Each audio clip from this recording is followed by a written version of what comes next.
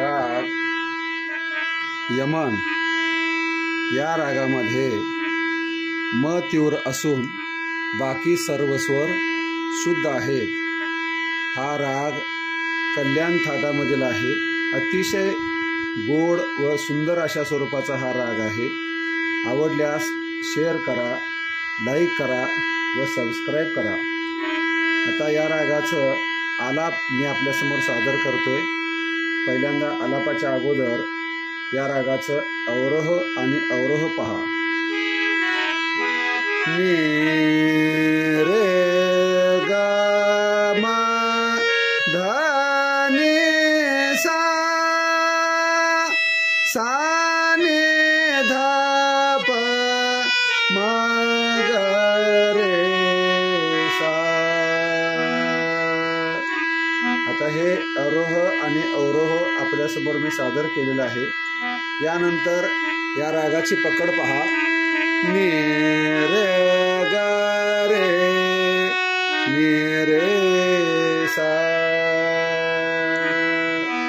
आणखीन एकदा पहा। नी रे ग रे, नी रे सा,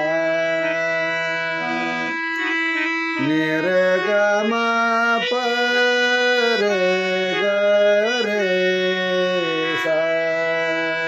कसं?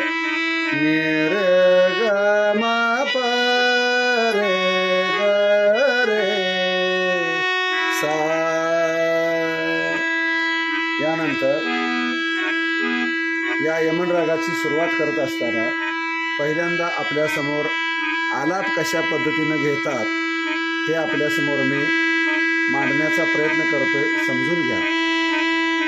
सा नी नी नी ध ध नी नी सा। पहिल्यांदा सा लावत असताना हा सा कसा लावायचा तर पहिल्यांदा निषादवर थांबायचं, नंतर दैवतवर थांबायचं, त्यानंतर सावर आपण थांबू शकता। सा नी नी ध ध नी नी सा। यानंतर बघा नी रे ग रे, नी रे सा। याचा आलाप कसं घ्यायचं?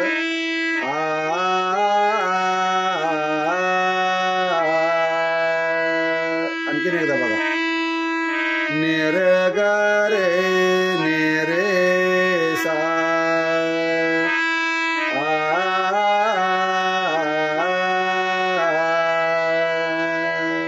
यानंतर नी रे ग म रे ग रे, नी रे सा। याचा आलाप पहा।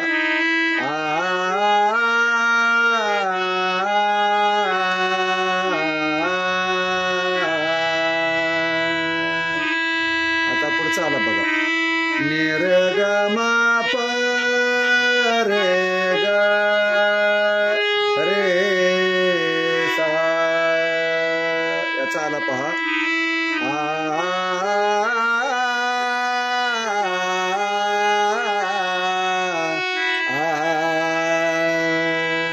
यानंतर नी रे ग म ग म ग म प। आता आपल्यासमोर मी पंचम लावलंय, पण कसा लावायचा बघा।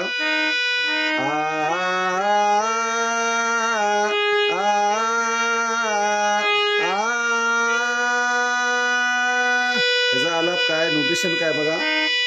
नी रे ग म ग ग म ग म प।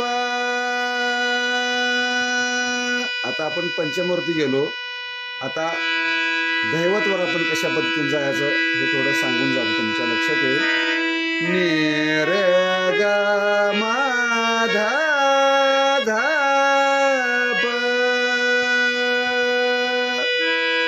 आणखीन एकदा बघा आलाप कसं घ्यायचं।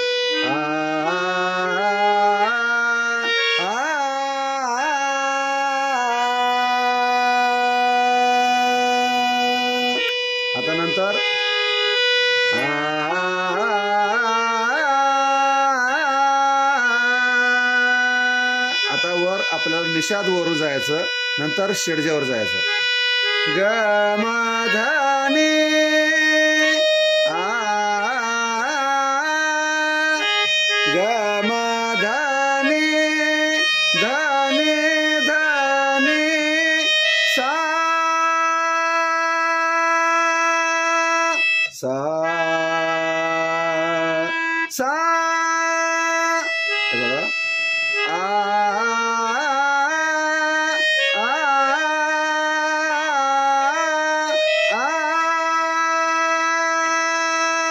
आता आपला षड्ज लागला. यानंतर आपण क्रमाक्रमानं स्वर खाली घेत यायचं. सा नि ध प म ग रे सा आ आ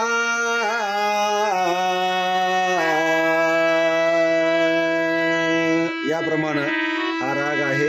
आवडल्यास शेअर करा, लाईक करा, सबस्क्राईब करू शकता. रामकृष्ण हरी.